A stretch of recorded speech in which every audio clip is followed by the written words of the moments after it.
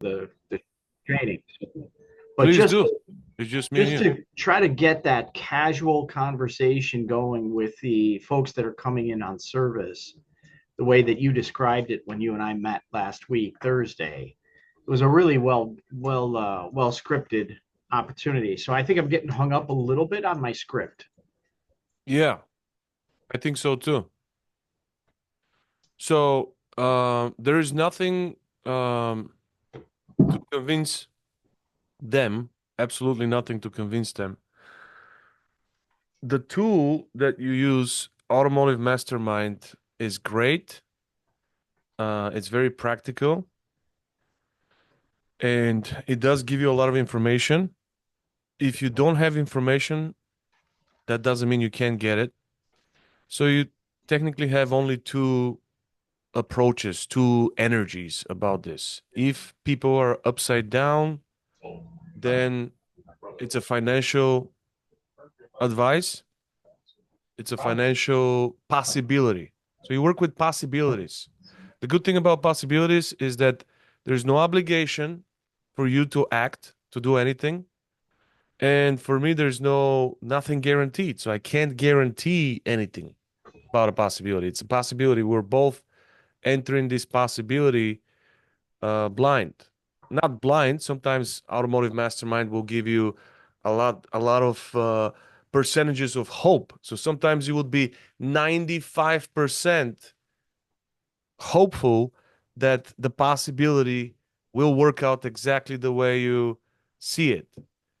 And sometimes you'll be 45% hopeful based on the information you have. And if you don't have information, it's a casual conversation that will create that knowledge in a couple minutes. Yeah. So uh, I wanted to meet with you and learn more about you and um, offer you this gift, this welcoming gift. This is one thing that we need to come up with, something that doesn't cost a lot. It's very thoughtful. It's nice. It's kind. Maybe it's personalized because everything that's personalized is worth a lot, but it doesn't have to be expensive. So that girl that's going to work with you could potentially prepare with handwritten note Yeah. or something similar. And now you give them a gift and you have an opportunity to chit chat with them and find out what do they what's the situation with the vehicle. And so if you have like a 6 7 fast questions that you ask just to learn about ownership, how long they've been coming in service and where do they buy the car from, but what you need to know is, all right, are they uh, positive or negative? Right. And if they're negative, you approach it the same way as you always do. If it's positive, you approach it the same way as you always do. But the whole point here is that you are closing with a takeaway close. Takeaway Mhm. close is where you have 100% of the leverage. You are the loyalty and retention center. So when you have a problem with T-Mobile and when somebody has to fight for your business, when you say I want to cancel my services, then you get connected to the loyalty and retention center. Those are the people with special abilities. Brian, by the way, I know you were on and off the phone. We're discussing service customers, how to sell to service customers. So with at Jim's dealership, they have about 50 service customers per day. So if you get to talk to 50 of them, there's a massive chance that you will sell a car, like a 99% chance. And if you get really, really, really good at, you can sell five, six, seven, nine, 10 cars. Because 5% is the national average. So that's if the dealership is doing under 5%, there's a lot of opportunity not being collected.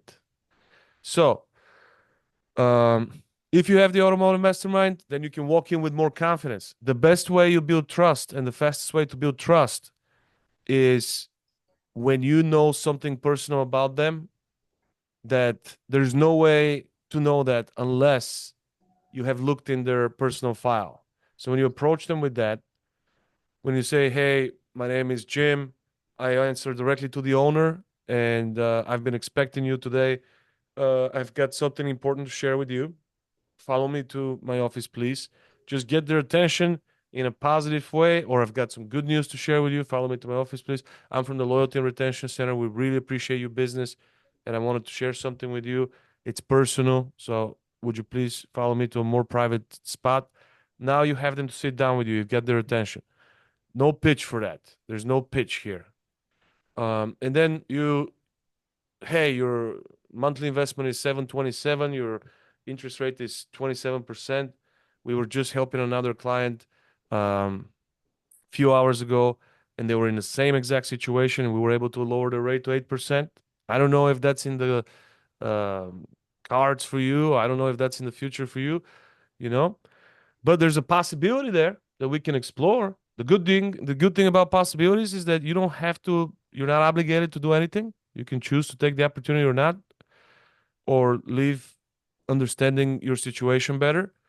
And I can't guarantee I can do it just because I was able to do it for the other client 2 hours ago. So it takes a couple minutes to look into your personal file, and in about 10, 15 minutes, I'll have an answer for you. That will give us a lot more clarity. Since you're waiting here for another hour, might as well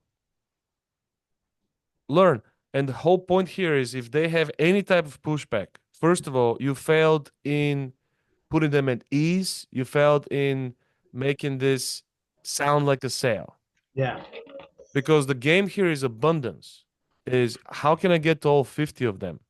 And you're not looking for people to convince. You're looking for the low-hanging fruit. You're looking for the one that, oh, I was actually in the market trying to trade my car. Okay, good. Let's go. Because 2, 3 of them are going to be super low-hanging fruit. Their motivation is going to be through the roof. So your goal is to examine all of them and see who's got the hottest temperature and turn these people fast. And then some of them are going to be on the fence. You want to actually build good relationship with them. So if it doesn't happen today, it might happen later on in the evening. Because it wasn't expected, it doesn't mean that it's not hot. Sometimes they want to go and educate their spouse, not to ask for permission, but to educate them because they learned something and now they want to flex. They want to say, "Hey, I think we should trade in our car." Why? Because we've got some equity in it. Don't ask me how I know, but I think it's a good idea. I've had some of those. And then they bring their spouse, and now they make it like it's their initiative, which is Right. good. And then some people are going to say no matter what, Yeah. no matter how obvious their problem is. And then the worst thing is to get caught with someone like that. So you use the ultimate takeaway clause, and in a very polite way, um, you apologize maybe for not presenting this uh, properly. And by all means, you've got all the time in the world. You let them off the hook. You're like, "Why don't you go home, think about it?" All the objections that you might hear now, you're using on them. Go Mhm. home, talk to your spouse, think about it. Maybe look into your budget again, and maybe do some shopping around. See if maybe and all the things you don't want to hear now you're telling them. And now that's going to work like reverse psychology. They're going to say, "Okay, well, what are you actually showing me?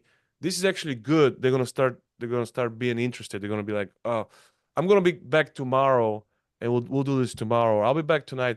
So that's the only way you do it. But it has to be casual. It has to be Right. genuine.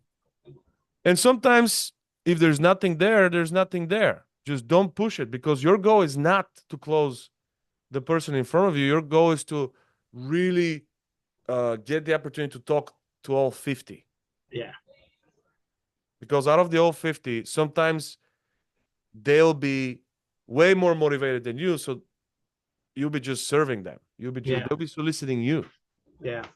And I found, like, this morning, the service department gets rushed at 7 a.m. Right? Everybody wants to drop their car off at 7 a.m. 7:30, maybe 8 o'clock. So there's a plethora of people that are coming through here getting processed, and I'm trying to figure out a way to say hello to them as they're part of that process, so I can meet them right away. Right. So I do my homework in advance the day before, 2 days before, so I know who's coming, but I don't know who they are until they come through the line. Yeah. And then I got to introduce myself. I got to set myself apart from service, and then I got to say to him, "Listen, I was anxious to talk with you. I got a great opportunity here. I don't know if it's possible, but I was thinking about you and your situation. Let's, come with me. I've got a couple of things I'd like to share with you. Could be beneficial to you." Is what I was thinking.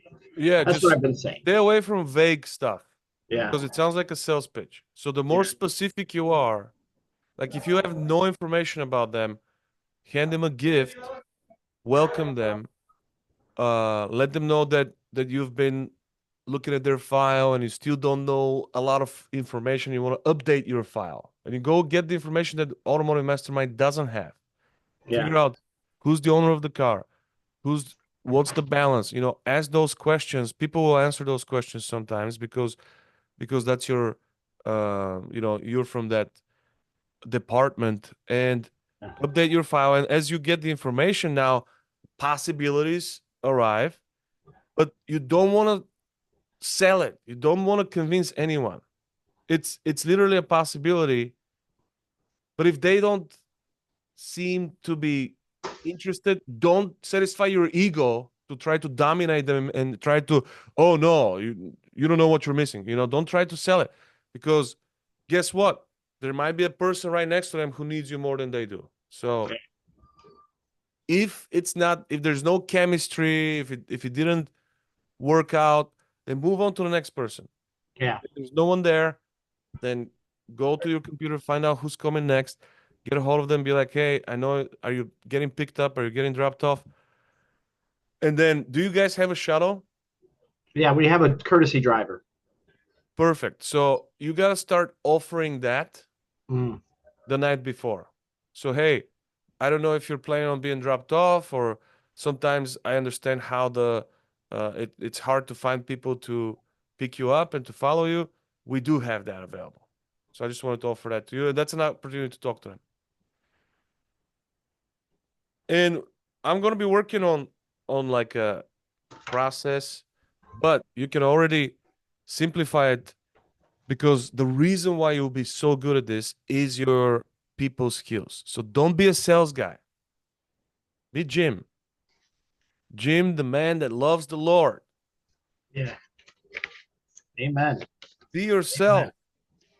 And when you feel that people are combative or rejecting you, it's because you sound like a sales guy. Stop. Turn the sales guy off. You are in the loyalty and retention center. Those guys are not sales guys. These are the guys that protect the buyer no matter what. So Yeah. if you have some type of spiel, make it what your mission is, to keep Yeah. you as a client here, to do whatever it takes to keep you as a client, to do what we must to keep you as a client. And I'm motivated. I am eager because yes, like you said, there's 50 people coming through every day on average, and I got to talk with all 50.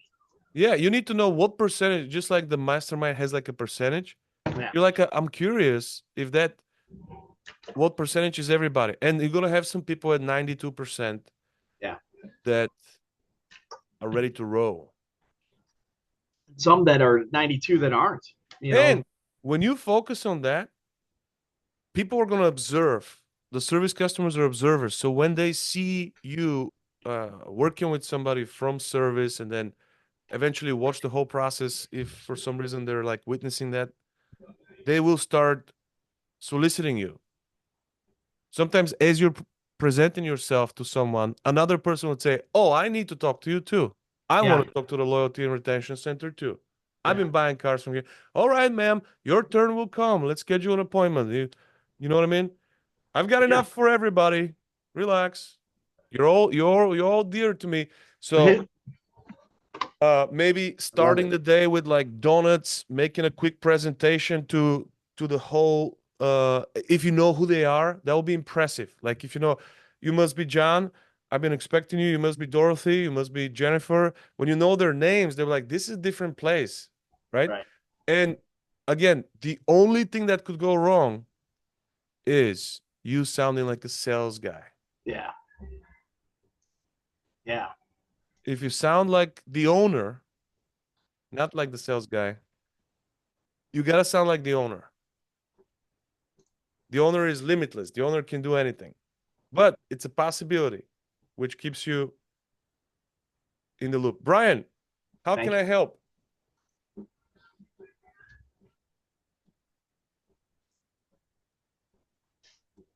I don't know. I mean, I do like the talk about pulling from like the service. I know our service has more on a daily than we do in the sales department. So if we can tap into that resource also and just, 5% even, that'd be what, 2.5 out of 50. I'll take that bump of a number. Oh yeah. I mean, my rule was if I talk to 4 service customers, even if I do a horrible job, I will sell 1 car. That is just a guaranteed number. One of those 4, and if you split it like 2 appraisals or 2 test drives, like if I do 2 test drives a day and 2 appraisals a day, I guarantee myself 1 car. I will be shocked if you don't sell at least 1 car. If you're going to sell 1 car a day, and if you just go at the service department and you talk to 4 people a day, let's say at your store, do you know how many ROs do you guys have per month? Not the cars that go through the shop from your inventory, but customer pay ROs. That would be a good question to the service director. And if that number is in the thousands, let's say, uh, then there's 100 cars there a month, possibly. So that's a whole dealership right there. It's the low hanging fruit. It's the highest closing ratio because people already trust your service department. They're spending money there, and they feel like you have to take responsibility for the vehicle they bought from you. They feel like they bought it from you. They want to continue to buy from you if there's some type of special offer. So if you sound like that, hey, we go above and beyond for our loyalty, for our loyal buyers. We do whatever it takes to protect our buyers, to keep our buyers coming back. So allow me to exhaust all of my possibilities right now. And sometimes you will have to say it's not a good time right now, but let's wait. Let me contact you in September.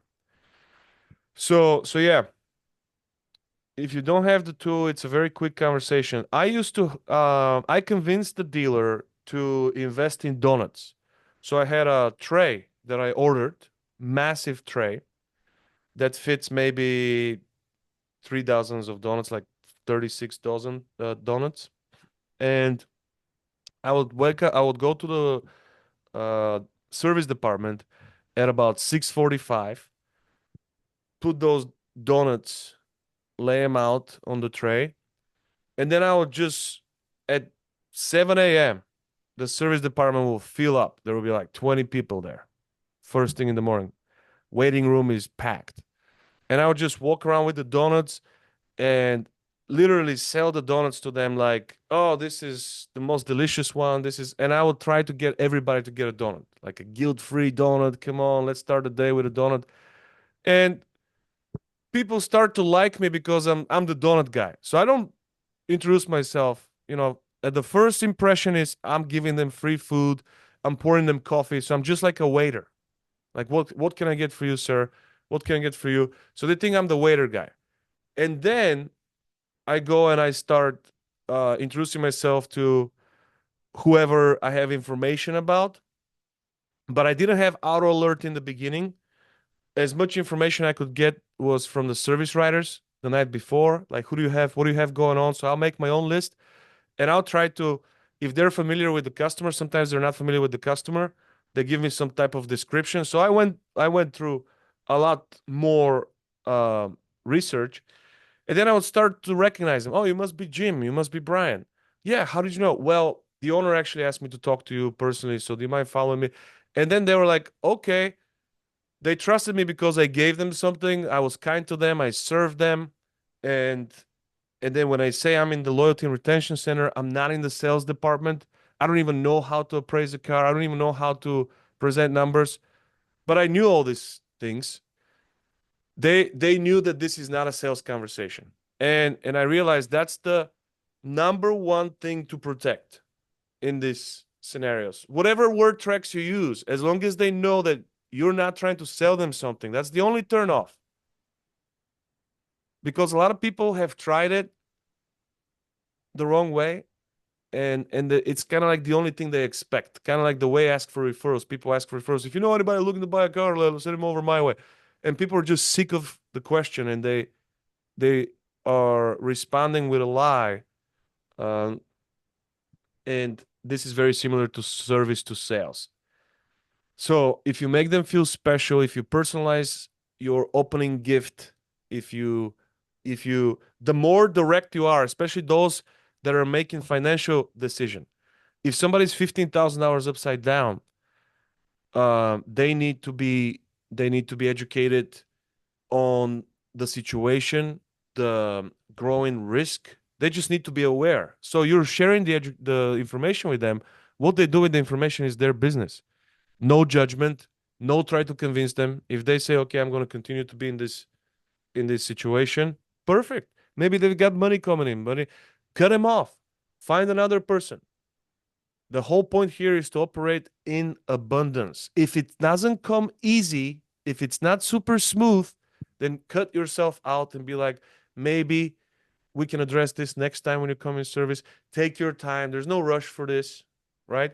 How about I send you an email every month with the value of your car, how about we stay in touch until the right time comes, and we do it. The relationship here is more important than the transaction, because there's so many people. You don't want to get stuck with somebody for 2 hours and don't make a deal.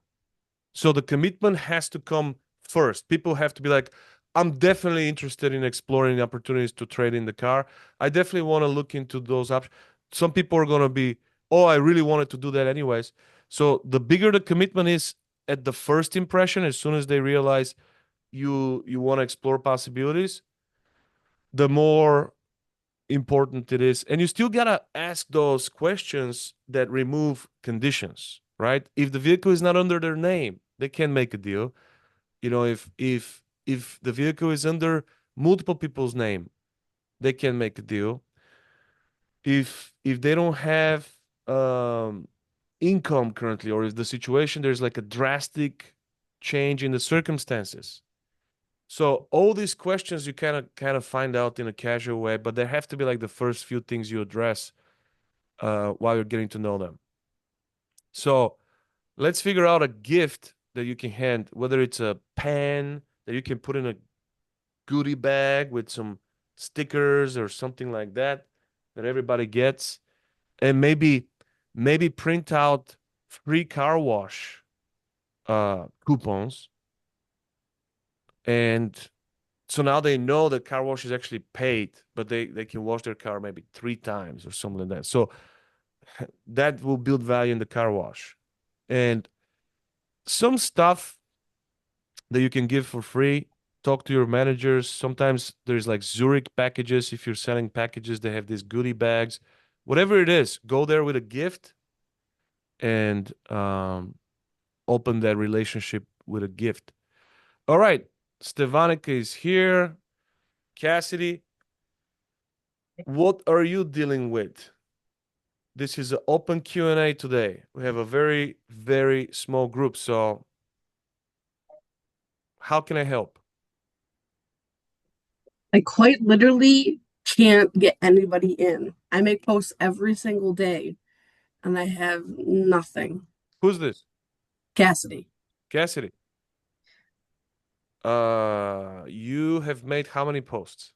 Every single day since I started working here after we had training with you. If you have to guess how many days that is.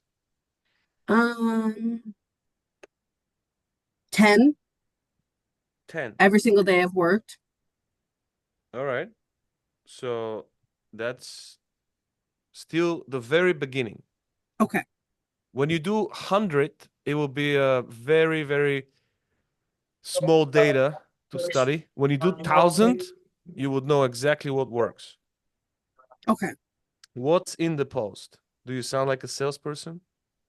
Um, Let me look at it. yes and no. Some are just kind of like, hey, I'm having like a competition. If you come to test drive with me, you can be put in a hat to win 3 um car washes. Some are others, hey, come check out our vehicles. I guess they are pretty salesy. I don't know All how right. to So give it away. I see one from 1 hour ago.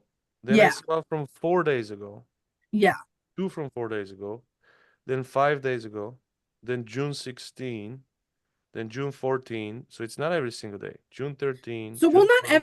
every single day, but the days that I'm not, well, that I'm at work, I should say. June 11, 12, 13, 14, 16. Skip 15, maybe your day off. 5 days. Okay. So first thing you got to do is commit to posting, because um there's going to be a lot of people that are going to see you in town, and they're going to be like, "Oh, I read your posts," that don't like him or don't comment on him. So there's way more people who see your posts than you would know. Do not judge your success based on likes and comments. Okay? First of all.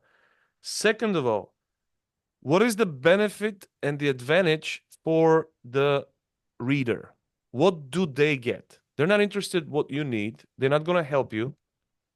There's no reason for them to help you. When you're asking for people to give you stuff, they will not give them to you. So the system is give to get. It's not get to give. It's not help me because I need you. It's here's what I'm going to give you. And then if they like what you're giving them, then the natural response is to get now something from them. But before you give them something, they have no reasons to give you anything. And I hope this is, this applies to all of us, not just yourself. Anybody that's posting on social media. It's a playground for people to have social experience with other people. People hate transactions that happen through that social experience. Like if you go to a party to hang out with somebody, to hang out with people and have a good time, you don't expect to be interrupted with a PowerPoint presentation and somebody wants to sell their multi-level marketing. You're like, that's a turn off, dude. We didn't come here for this. So that's kind of like how it feels when you're selling on social. So deals on new or used cars here at Backrow Motors. Come visit me for a test drive. Don't forget you'll be entered to win 3 free car washes or a Blackstone grill. Okay? So, the good news is you are posting. So, congratulations, kudos on that. Everything that we start, and I love your personality. You just have to figure out, what does my viewer get from my post? Who are you talking to? Who is your target audience?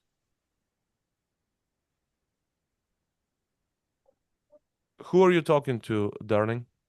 Kind of just anybody within the vicinity of our dealership, kind of just like Baraboo, outside of Baraboo, any way around us, anybody who's just pretty much anybody. Okay. You know, it doesn't hurt to get Pretty much, business. I just want to pretty put much myself out there. good. Pretty much anybody, or pretty much anybody in Baraboo? I would just say anybody. It doesn't have to necessarily be Baraboo. Um, Honestly, I just want to provide a good service for anyone. Of course. So how many friends do you have on Facebook? I think like 200. 200. So, first of all, you can increase your audience by start to friend people that live 9 miles radius from your dealership. Okay. And the more you start friending them, the more Facebook is going to recognize that algorithm is going to start suggesting you. So it's going to make it easy for you to friend them. But Mhm. start adding people from Bearable. How many people live in Bearable? Like 12,000? combined for the West and just regular Bearable, about 20. 20,000? Yeah.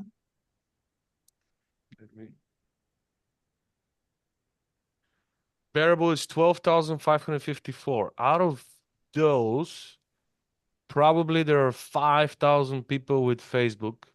You want to be friends with those. And here is why. Mhm.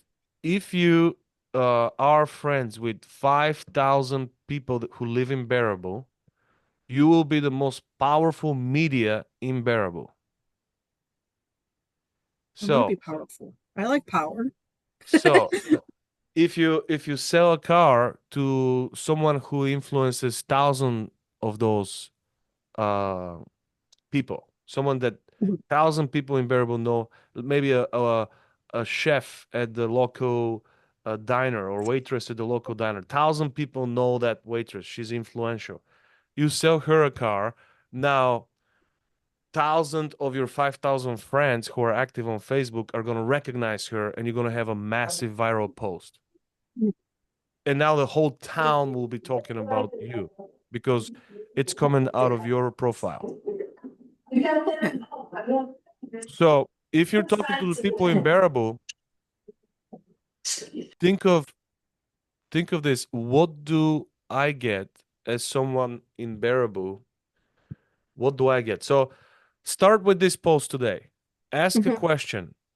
What do you hate about buying cars? Okay, yeah. So I did try that trick. Um, I What trick? said I asked some so we have a community page here in Baraboo. It's not just people from Baraboo, but it's all over. I said, "What's one reason you want test drive?" And oh man, did I get everyone flooding the comments, and they were all mad that I even asked the question. So I noticed that your trick of asking questions like actually works because people want to be heard and But they did you also want to tell you why they don't like something. ask the question, what do you hate about buying cars? I haven't asked that yet, Please but do. I will put that on my list for my post tomorrow. Okay. And collect the data, but go to like a big group. Um, Also start a group about Jeeps and the area that you live, maybe the Dells, the larger vicinity, Hmm. maybe 100-mile radius. Jeeps in if that area is called something, not 100 miles, but maybe 25 miles, something Hmm. like that. And then when Jeep people start joining, just answer their questions. Don't sell, just be the expert of the group. Okay. There's going to be a lot of people who be like, hey, what are the best tires? Where is the best place to lift? And just answer their questions, be the expert, and then eventually they're going to click on your profile, see that you actually sell Jeeps, but never pitch. If you're just there to service them, you're going to get all of their business. Eventually they're going to start selling you. If one of them buys a car from you and you post it in the group, it's over. Now, all of them would want to do business with you, but first you got to earn your street credit by being the most knowledgeable in the pack. Okay. That's another way to really take loyal buyers because buyers are loyal to your product, and the more you magnify your product, I mean, they spend all of their money on your product, so it's emotional connection between them and your product. They buy shirts with your product. They get into fist fights in bars because of your product. So they are fanatics. So you can use that loyalty and serve them. It's a very easy way to build following there. So what is the benefit that my viewers are receiving? What do they get from my content? What can you give them? As of right now, nothing because I don't make it transactional, kind of. So I would definitely need help in that aspect. I mean, the only thing they get is knowing me, knowing that I'm available and I'm here to help them, but that isn't really too much of a So transactional thing. you are a new salesperson. I can give you Mhm. some suggestions. One of the things you could do is have a lesson of the day. So what did you learn in the car industry? So if you are uh, on the consumer side, and here you are, a regular girl from the consumer side that has access to the car industry now, and you are there genuinely to learn and break myths and truths, right? To bring some light to conspiracies, bring some light to a lot of people assuming what's going on behind the scenes. So if you give me Mhm. that information as a consumer, I will trust you. If you go there and be like, hey, does the down payment actually help you or hurt you? So Okay. some surface level people who don't really understand would click on that video and they would hear your perspective. And now you are describing your own experience because you didn't know, but you maybe you went and you recorded with your phone how the GSM answers that. Then you Okay. ask the salesperson how he answers that. And everybody kind of gives you different answers. Now, you didn't even have to create the content. You were the interviewer. You got 5 different viewpoints. And you also asked the porter in the back and the cashier. So now those people are not even in sales and they gave you their answer. And now you've got 70 seconds of information and maybe you give your 2 cents at the end.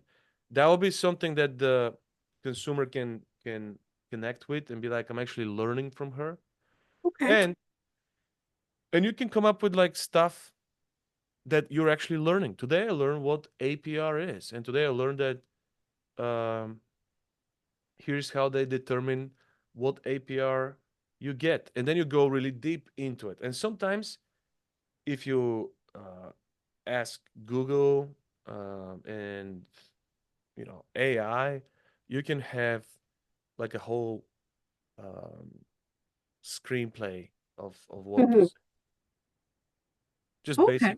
basic stuff that you're learning for your own understanding, but you're also sharing with the audience. So eventually, if they follow your videos every day for a year, they're gonna be part of your journey. They're gonna feel connected to you. They learn so much. They know as much as you do. So Mhm. now they see your growth. They celebrate your growth. It's kind of like watching a reality TV. If you make your Facebook a reality TV and you share behind the scenes, people follow characters on social media. They don't follow companies. Yes.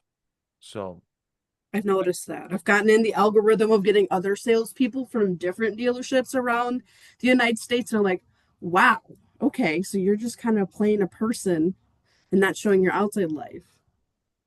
yeah, but I hope this is helpful. It is. Thank you.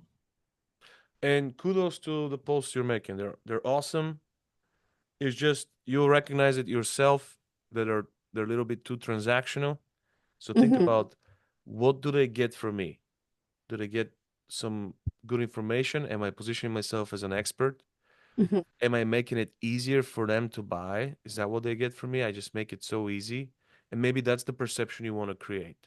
Okay. So when you sell a car, or when somebody sells a car, you can just report as a journalist of how easy it was. So if every one of your posts is about how easy it is to do business with you and Backrow, then uh, people would promote that in the community. Yeah. Or if your intention is to show how fast it is, how efficient it is, then maybe that's what you're selling. So figure out who's your target audience, talk to them, and be consistent. The most important thing is to be consistent. Everybody who has become viral has gone through this consistency with no likes, no comments, but at some point, some big name will recognize you and they will share your post. And that's when all those people who never supported you show up off the woodwork and they're like, "Oh yeah, I was always following your journey." This will happen eventually if you stay in the game, if you stay Mhm, consistent. Anybody that stayed consistent has achieved, that following. mhm. Okay, good. Anyone else? Stevanica? I hope this is helpful to everyone today. We got a smaller group, so I decided to just help with Q&A.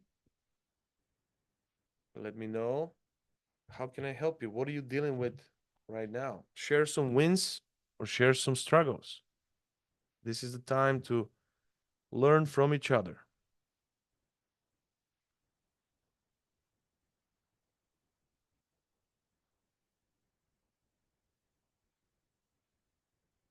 Anyone? Anyone has a question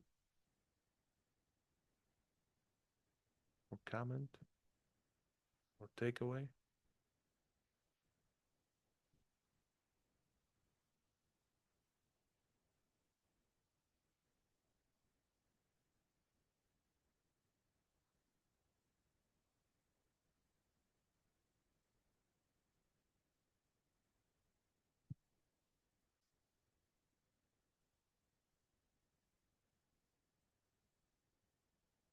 Anyone? Well, lovely people. It looks like everyone is doing great and you want to dive into your daily routine. So I love you. I'm always available for you. Reach out in the private coaching group. Make it a great day.